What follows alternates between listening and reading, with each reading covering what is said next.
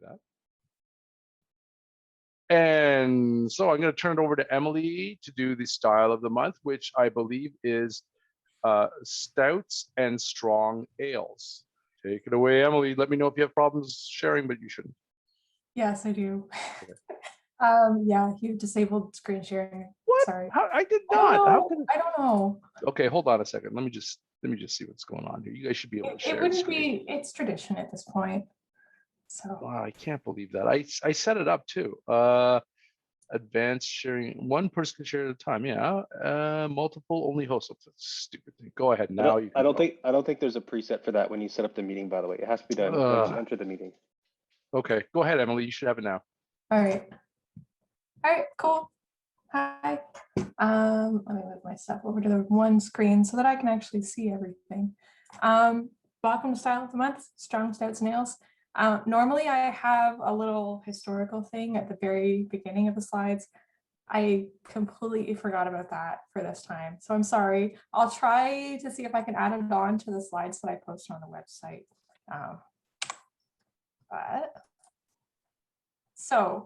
Strong Stouts and Strong Ales is the category.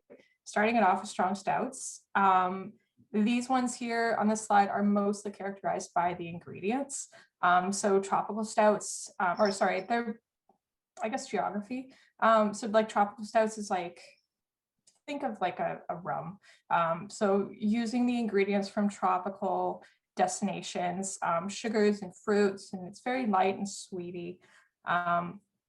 Foreign export stout, on the other hand, alcohol and hops are both preservatives. So these ones tend to be a little bit more in both of those aspects. A Guinness Foreign Extra Stout is like kind of the quintessential example of this one. And then American Stout, if you look over on the IBU graph, always, always, always Americans with the hops. This one's just like a little bit extra in every single way. Strong ales, on the other hand, aside from the Imperial Stout example on the top, not looking at things as dark. So Imperial Stouts is kind of like a mishmash of flavors, but not so much that it's really muddled. And so for that reason, they tend to be aged sometimes. More often than not, they tend to be aged just to help those flavors get to know each other. And then American Strong Ale and British Strong Ale are more of a collection of styles than one single style.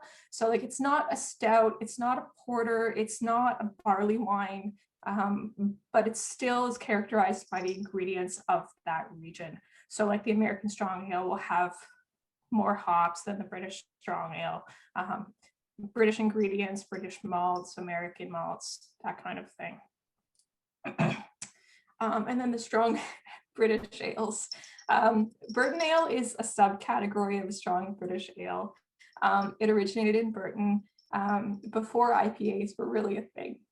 And so it's still a fairly conservative color and sort of conservative on the alcohol, only going up to about 7.5%. And old ale is what you want to take out of this one. It tends to be aged, it's characterized by that age. It's got like a wine-like quality. It's often oxidized. And then wee heavy is the Scottish style. Very rich, very sweet. Always uses Scottish ingredients, but you shouldn't think of Scotch. You should not think of like that peaty kind of smoky thing. That's something that you would enter into like a smoking wood beer.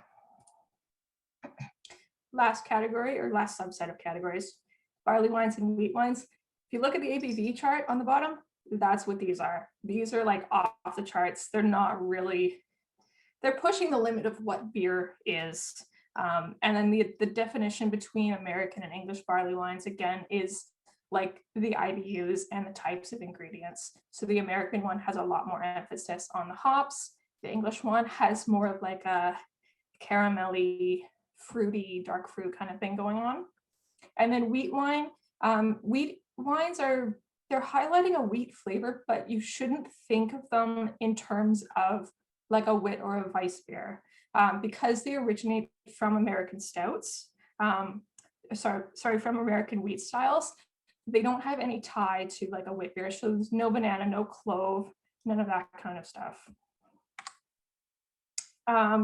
To my own horn here, but I am one of the examples on the recipe database, and it's a damn good beer if I say so myself.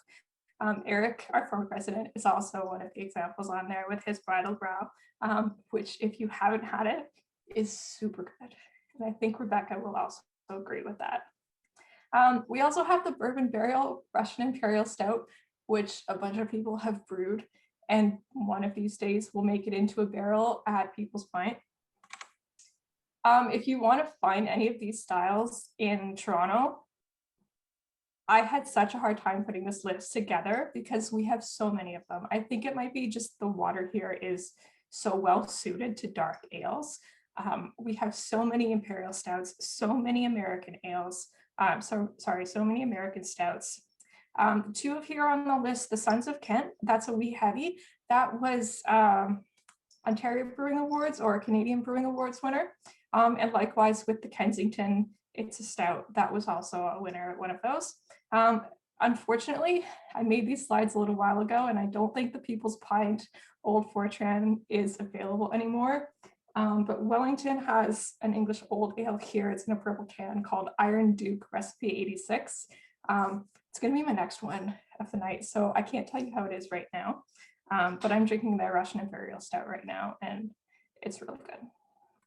Dragon Stout on the right-hand side is the only one that I could find that's a foreign, a tropical stout example.